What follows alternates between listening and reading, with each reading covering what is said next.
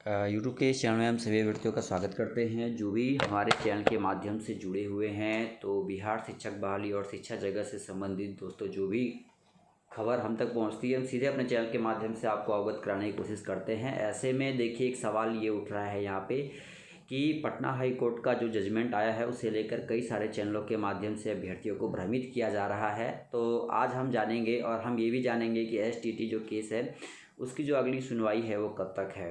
तो दोस्तों अंत तक वीडियो में बने रहिए, दोस्तों को ज़रूर शेयर कीजिए ताकि सब तक जो खबर है वो पहुंच सके। आज का ये वीडियो काफ़ी स्पेशल होने वाला है आप सभी के लिए। इस वीडियो में दोस्तों हम बात करेंगे दिसंबर सीटेट केस को लेके। जैसा कि सभी को ज्ञात है कि पटना हाई कोर्ट के द्वारा इस केस को जो है वो खारिज कर दिया गया है।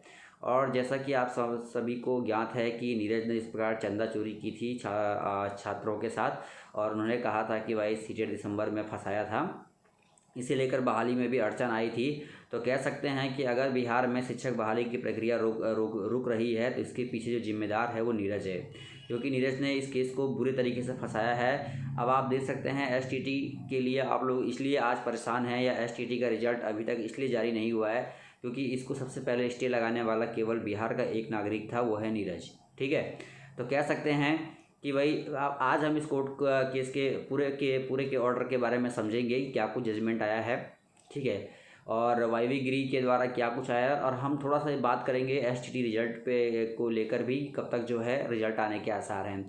तो इस महीने के लास्ट तक या फिर अगले महीने अगर हम बात करें कि अगले महीने की, तो फिर अगले महीने ये बहाली फिर से फंसती हुई नजर आएगी। क्यों फंसती हुई नज़र आएगी? क्योंकि 7 तारीख को फिर से केस की सुनवाई होगी। और मुझे तो ये लग रहा है, जहाँ तक सूत्रों से खबर आ रही है और मुझे जहाँ तक ये लग रहा है और जिस प्रकार से आलोक श्रीवास्तव सर जी ने भी ये बताया था कि जहाँ तक ये लग रहा है कि कोर्ट के चक्कर में कहीं ना कहीं एसटीटी फिर से फंसती नज़र आ रही है। इस प्रकार से मैथ के अभ्यर्थियों ने पटना हाई कोर्ट में केस जो फाइल किया था उसको लेकर जो अगली सुनवाई है वो 7 दिसंबर को होनी है। मुझे ये लगता है कि इसी केस के कारण जो है आपका रिजल्ट प्रकाशित नहीं हो रहा है, जबकि बीएसबी बोर्ड ने जो भास्कर में जो हिंदुस्तान में खबर छापी गई थी, भास्कर के माध्यम से उस खबर की पुष्टि की गई थी कि जो खबर हिंदुस्तान में छापी गई है वो खबर जो है वो गलत है। ठीक है, और इस पे ब्लेम लगाया था। तो भाई अब देखते हैं क्या कुछ होता है, क्योंकि इसमें साफ तौर पे ये बात रखी गई थी कि भाई दिसंबर सीटेट अभ्यर्थियों के लिए भी ये बात कही गई थी कि जो दिसंबर सीटेट वाले अभ्यर्थी हैं अब उनका क्या कुछ होता है आगे। लेकिन अब देखिए हम थोड़ा सा जजमेंट के बारे में पढ़ते हैं और स्पष्ट क्लियर करते हैं ताकि आपके सारे डाउट जो हैं वो इसी वीडियो के माध्यम से दोस्तों आपका क्लियर हो जाए। तो हिंदी में हम पढ़ेंगे, ठीक है, चलिए। तो देखिए दोस्तों, जैसा कि आपको स्क्रीन पे दिखाई दे रहा है और पटना हाई कोर्ट का जो जजमेंट आया है उस पर थोड़ा सा आप लोगों को जानकारी देना बहुत आवश्यक हो चुका है, क्योंकि जो बहाली की प्रक्रिया रुकी हुई है वो 2 कारणों से रुकी थी। पहला कारण ये था कि जो प्राथमिकता का केस था उसके कारण जो पहले ये बहाली की प्रक्रिया रुकी थी, और दूसरा जो कारण था सीट दिसंबर का था। तो सीट दिसंबर में क्या कुछ हुआ है उस पर हम थोड़ा सा चर्चा करेंगे। श्री वाईवी गिरी का तर्क यह है कि अनुलग्न 9 एक समान आवेदन के लिए था, जबकि अनुलग्न 10 में संजय यादव के मामले में शामिल अन्य को शामिल नहीं किया गया है। उत्तरदाताओं का दृष्टिकोण मनमाना और भेदपूर्ण है। याचिकाकर्ता के साथ साथ वकील के लिए, अब देखिए लिखा है, सीखे गए परामर्शदाताओं ने अपनी इच्छा व्यक्त की है कि उन्हें लिखित तर्कों का तर्ज करने के लिए स्वतंत्रता दी जाए। अच्छा जी, अब आगे दिखाता हूँ मैं आपको क्या कुछ है इसमें, ठीक है। आदेश तर्क के अपने लिखित नोट्स प्रस्तुत करने के लिए पार्टियों को सुविधाजनक बनाने के लिए पार्टियों को 25 तक का समय दिया जाता है, यानी कि 25 तारीख तक का समय दिया है कोर्ट को ने इनको, फिर से ये खारिज कर दिया गया है केस को। ठीक है, आगे देखते हैं। तो ये है कोर्ट का जो ऑर्डर है और चलिए इस पर हम थोड़ा सा देखते हैं, यहाँ पे हिंदी में थोड़ा सा समझते हैं। वकील याचिकाकर्ता श्री आशुतोष रंजन पांडे, AAG 15, सुश्री शिल्पा सिंह, श्री अवंजलि, श्री प्रखर झा ने राज्य के लिए परामर्श सीखा, श्री योगेश चंद्र वर्मा और श्री रिंगल मौली ने प्रवेशकर्ता उत्तरदाताओं और श्री सुनील कुमार सिंह SITE AICTE, ठीक है, के लिए परामर्शदाताओं ने रिट दिया है, रिट एप्लीकेशन दिया है। ठीक है, आगे देखिए इसमें क्या लिखा है।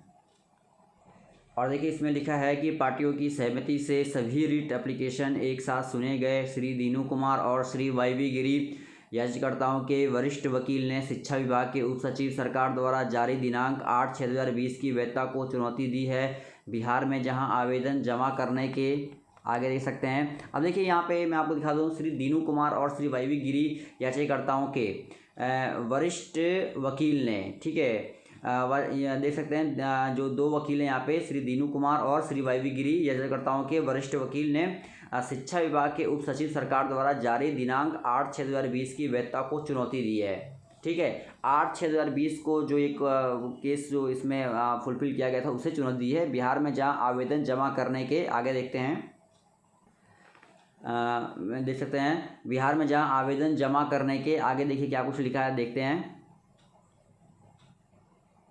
देखिए यहाँ पे देखिए आवेदन जमा करने की तारीख केवल उन लोगों के लिए बढ़ा दी गई थी जिन्होंने 23/11/2019 से पहले अपना प्रशिक्षण पूरा कर लिया है। उनकी मूल सामग्री यह है कि जब अंतिम तिथि, देख सकते हैं आगे यहाँ पे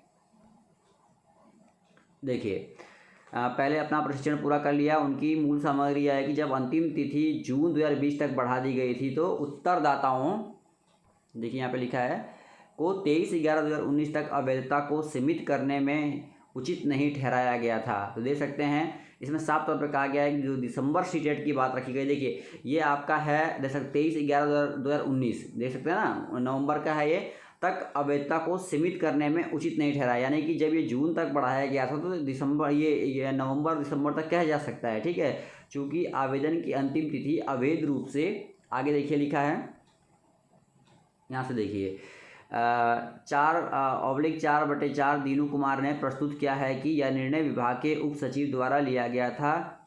यह राज्यपाल के नाम पर व्यक्त नहीं किया गया है। उन्होंने पहले के विज्ञापन का हवाला दिया है तो बताया है कि विज्ञापन राज्यपाल के नाम पर था, जबकि उप सचिव द्वारा कोरिगेंडम या लगाया गया पत्र जारी किया गया था। श्री वाई वी गिरी 2020 के LPA संख्या 6 में डिवीजन बेंच के फैसले, आगे देख सकते हैं, फैसले पर भारी निर्भरता व्यक्त की है कि इस तिथि को काट दिया जाना है, जो कि जी क्रेंदुम में उल्लेखनीय तारीख होगी और आवेदनों को जमा करने के लिए समझदारी को बढ़ाया जाना चाहिए। दूसरी ओर उत्तरदाताओं ने कहा कि यह विस्तार केवल संजय यादव के मामले में निर्णय लेने वाले लोगों के वर्ग, देख सकते हैं यहाँ से, न्यायालय द्वारा प्रदान किया गया निर्णय एक समान लोगों के लिए विस्तार का कारण था, जो न्याय और निर्णय द्वारा एक समान आवेदन के लिए शासन करते हैं। जो लोग संजय यादव के मामले में फैसले से, देख सकते हैं यहाँ पे, अलग वर्ग बनाते हैं और उनके लिए इस न्यायालय के निर्देश के पालन में तिथि बढ़ाई गई थी और इसलिए विस्तारित तिथि तारीख को इस संदर्भ में अजीबोगरीब तथ्यों को लिया गया था। अब देखिए क्या लिखा है, न्यायालय के निर्देश के पालन में तिथि बढ़ाई गई थी और इसलिए विस्तारित तारीख को इस संदर्भ में अजीबोगरीब तथ्य रखे गए थे। ठीक है, तो आप देख सकते हैं लिखा है 25 नवंबर 2020 तक का समय दिया गया है। अब क्या कहा गया है, आगे पढ़ते हैं। उत्तरदाताओं का दृष्टिकोण मनमाना और भेदभावपूर्ण है। याचिकाकर्ताओं के साथ साथ परामर्शदाताओं के लिए सीखे गए परामर्शदाताओं ने अपनी इच्छा व्यक्त की है कि उन्हें तर्कों के लिखित नोट दर्ज करने की स्वतंत्रता दी जा सकती है। पक्षकारों को अपने लिखित तर्कों को प्रस्तुत करने की सुविधा प्रदान करने के लिए पक्षकारों को 25 नवंबर 2020 तक का समय दिया गया है। अब देख सकते हैं उनको केवल एक समय दिया गया है। ये केस जो था वो खारिज कर दिया गया। कहा गया है कि भाई दिसंबर सीटेट जो है वो वैध नहीं है इसके लिए। ठीक है, और क्योंकि आप देख सकते हैं यहाँ पे, और फिर भी देखिए एक परामर्श के लिए 25 तारीख तक का फिर समय दिया गया है। इस बीच अदालत को उम्मीद है और भरोसा है कि जो भी लिखित तर्क दाखिल करने में रुचि रखते हैं वे अपने, आगे देखिए लिखा है यहाँ पे,